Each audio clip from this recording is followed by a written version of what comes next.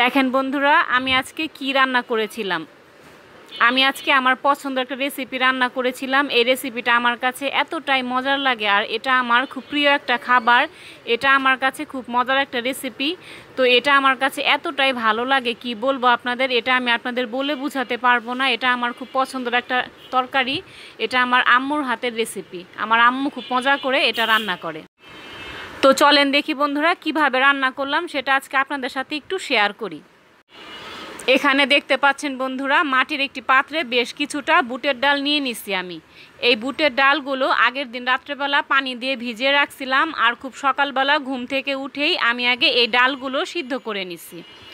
তো আপনারা যখন এই বুটের ডাল রান্না করবেন, আগের দিন রাত্রেবেলা ভিজিয়ে রাখবেন, তাহলে খুব সুন্দরভাবে ভিজবে, আর সকালবেলা সিদ্ধ করে নেবেন, তাহলে সিদ্ধটা খুব সুন্দর হবে। এই যে দেখেন, আমি একটু হাত দিয়ে প্রেস করে দেখাচ্ছি কত সুন্দরভাবে ডালটা আমি সিদ্ধ করে নিচ্ছি।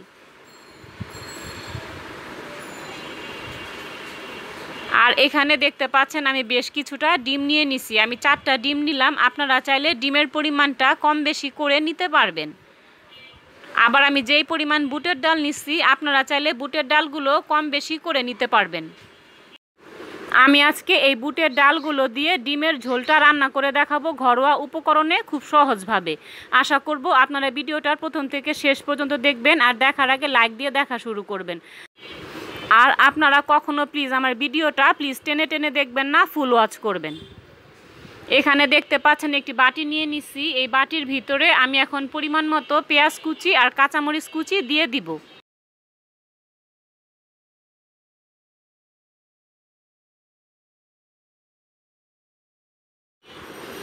আমি পেঁয়াজ কুচি আর কাঁচামরিচটা দেওয়ার পর এখন আমি 3টা ডিম নিয়ে নিলাম।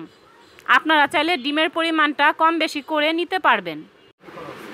এখন পরিমাণ মতো আমি লবণ দিয়ে দিব। লবণ দেওয়ার পর পেঁয়াজ আর কাঁচামরিচটা ভালো করে আমি হাত দিয়ে একটু ডলে ডলে মিক্স করে নিব।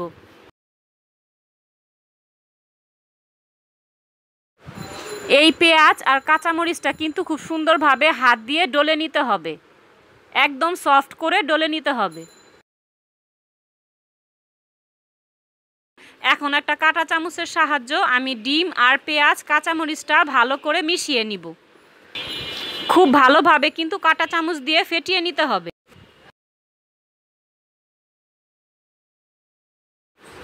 আর এখানে ডিমটা ভাজার জন্য আমি চলে আসলাম চুলার মধ্যে। আমি একটি কড়াই বসিয়ে দিছি, আর পর্যাপ্ত পরিমাণ সয়াবিন তেল দিয়ে দিচ্ছি। তেলটি গরম হয়ে গেলে আমি সবগুলো ডিম সুন্দরভাবে ভেজে নিব।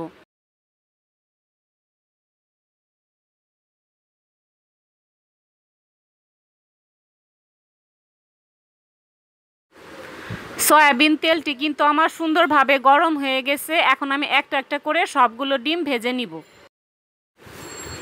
নর্মালি আমরা যেভাবে ডিমটা ভেজে নেই, ঠিক সেভাবে আমি ডিমগুলো সব ভেজে নিব।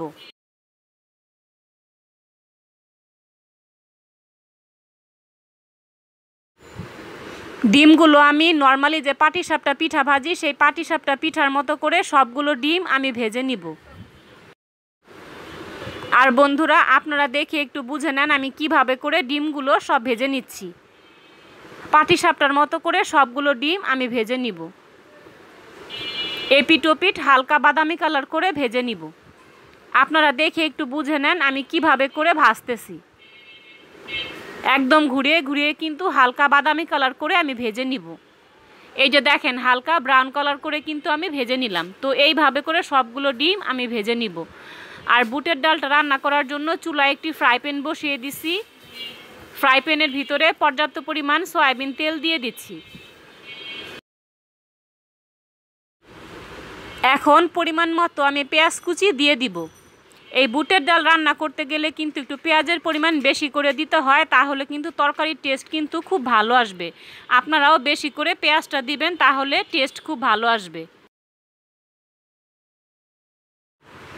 আর এই যে দেখেন বন্ধুরা, পেঁয়াজগুলো আমি ভেজে নিচ্ছি। এখন এই পেঁয়াজের ভিতরে আমি লবণ দিয়ে দিব, তাহলে পেঁয়াজটা খুব তাড়াতাড়ি সফট হয়ে যাবে। পেঁয়াজগুলো কিন্তু আমার ভাজা শেষ হয়ে গেছে। এখন এর ভিতরে আমি কিছু মশলা ব্যবহার করব। 1 চামচ ভর্তি করে আদা রসুন বাটা দিয়ে দিলাম। এখন আমি 1 চামচ হলুদের গুঁড়া, 1 চামচ মরিচের গুঁড়া আর 1 চামচ ধনিয়ার গুঁড়া দিয়ে দিব।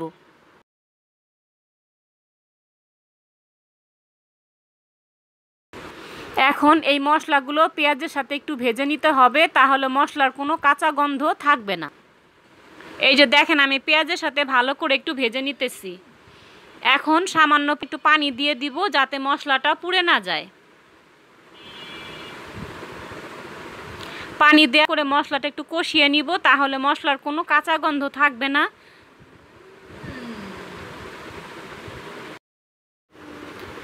সবগুলো মশলা আমি ভালো করে একটু নেড়ে দিচ্ছি। আপনারা দেখে একটু বুঝতে পারতেছেন কিভাবে করে আমি নেড়ে দিচ্ছি।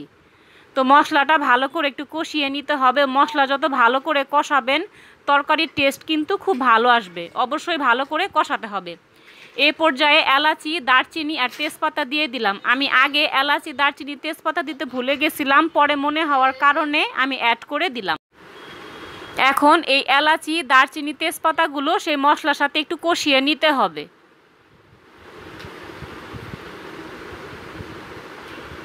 মশলাটা কিন্তু একটু ভালোভাবে কষিয়ে নিতে হবে।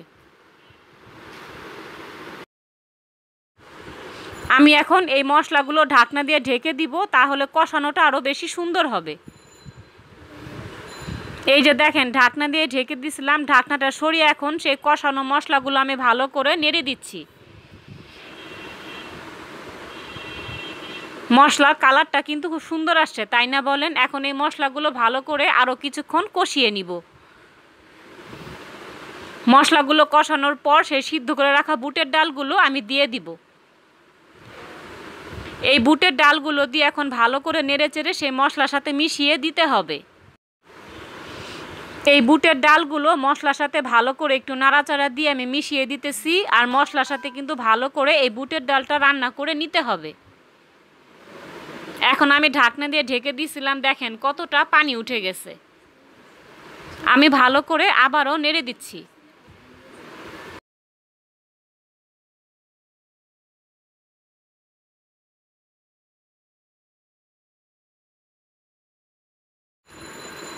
এখন আমি পরিমাণ মতো একটু পানি দিয়ে দিব। আপনারা কিন্তু আপনাদের প্রয়োজন মতো পানিটা দিয়ে দিবেন। আমার যতটুকু লাগবে আমি ঠিক ততটুকুই পানি দিয়ে দিলাম। এখন ভালো করে ঝোলটার সাথে সেই বুটের ডালটা একটু মিশিয়ে দিতে হবে। আর ঢাকনা দিয়ে কিন্তু ঢেকে দিতে হবে। এই যে দেখেন কত সুন্দর বুটের ডালটা কিন্তু আমার বলক চলে এসেছে।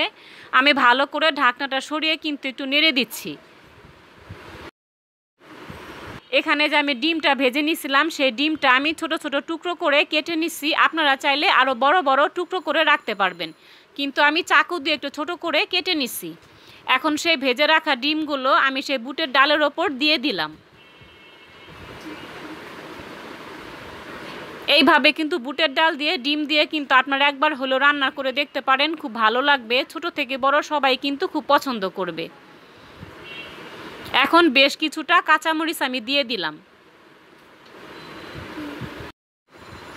এখন আমি আবারও ঢাকনা দিয়ে ঢেকে দিব, তাহলে কিন্তু তরকারিটা খুব সুন্দরভাবে বলক চলে আসবে। আমার তরকারির ভিতরে লবণের পরিমাণ কম ছিল, এই জন্য আমি আরও একটু লবণ দিয়ে দিলাম। এখন লবণটা সেই ঝোলের সাথে একটু মিশিয়ে দিতে হবে। কিছুক্ষণ পর কিন্তু তরকারির কালারটা আমার সুন্দর চেঞ্জ হয়ে গেছে। আর এখানে দেখেন বুটের ডালটা আমি একটু খন্তা দিয়ে একটু উঠিয়ে আপনাদের দেখাচ্ছি। দেখেন কত সুন্দর সিদ্ধ হয়ে গেছে। বুটের ডালটা কিন্তু আমি আরও কিছুক্ষণ রান্না করে নিব, তাহলে তরকারির ঘনত্বটা কিন্তু খুব সুন্দর হবে। এখানে আমি ফ্লেভারের জন্য আরও কিছুটা কাঁচামরিচ ব্যবহার করতেছি। আপনারাও কিন্তু তরকারিটা নামানোর আগে এভাবে করে কাঁচামরিচ দিয়ে নেবেন, তাহলে তরকারির মধ্যে খুব সুন্দর একটা ফ্লেভার আসবে। এই পর্যায়ে আমি 1 চামচ ভর্তি করে ভাজা জিরার গুঁড়া দিয়ে দিলাম। আপনারাও কিন্তু অবশ্যই ভাজা জিরার গুঁড়োটা দেওয়ার চেষ্টা করবেন, এতে কিন্তু তরকারির ফ্লেভারটা খুব ভালো আসবে।